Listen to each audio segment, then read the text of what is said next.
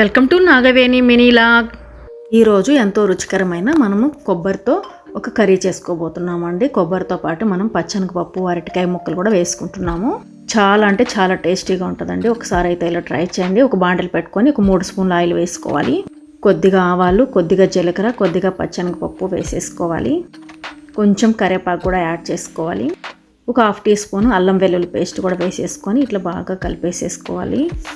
ఈ కర్రీకి అయితే అల్లం పేస్ట్ అయితే కంపల్సరీగా వేసుకోవాలండి. అది వేసుకోవడం వల్ల చాలా టేస్ట్ వస్తుంది. 2 ఆనియన్స్ ఇట్లా పేస్ట్ లాగా వేసేసుకొని ఆనియన్ పేస్ట్ అయితే బాగా వేగిన తర్వాత ఇప్పుడు టమోటాలు ఒక 3 టమోటాలు పెద్ద సైజ్ అండి ఇట్లా మనం మిక్సీలో పట్టుకొని వేసుకోవాలి. వేసేసి బాగా కలిపేసి ఇట్లా ఒక 2 మినిట్స్ 3 మినిట్స్ మగ్గనివ్వాలి.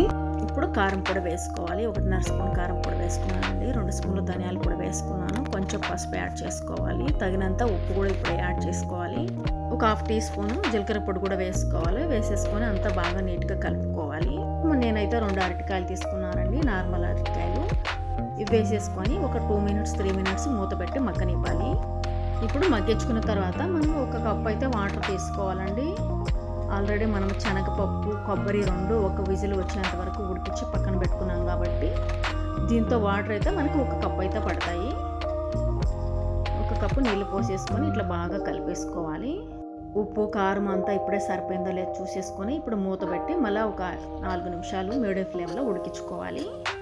అరటికాయల ముక్కలు ఉడకాలి కాబట్టి ఇప్పుడు మనకు పచ్చనగపప్పు, కొబ్బరి ఆల్రెడీ ఉడకబెట్టుకున్నాం కాబట్టి ఇది వేసేసుకొని కొంచెం కరివేపాకు కూడా యాడ్ చేసేసుకొని మూత పెట్టుకొని మళ్ళీ ఒక మీడియం ఫ్లేమ్లో ఒక 4 నిమిషాలు ఉడకనివ్వాలి.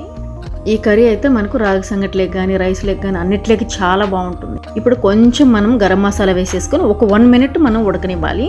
అంతేనండి, కర్రీ అయితే రెడీ అయిపోయింది. ఈ రెసిపీ నచ్చితే లైక్ చేయండి, షేర్ చేయండి, సబ్స్క్రైబ్ చేయండి.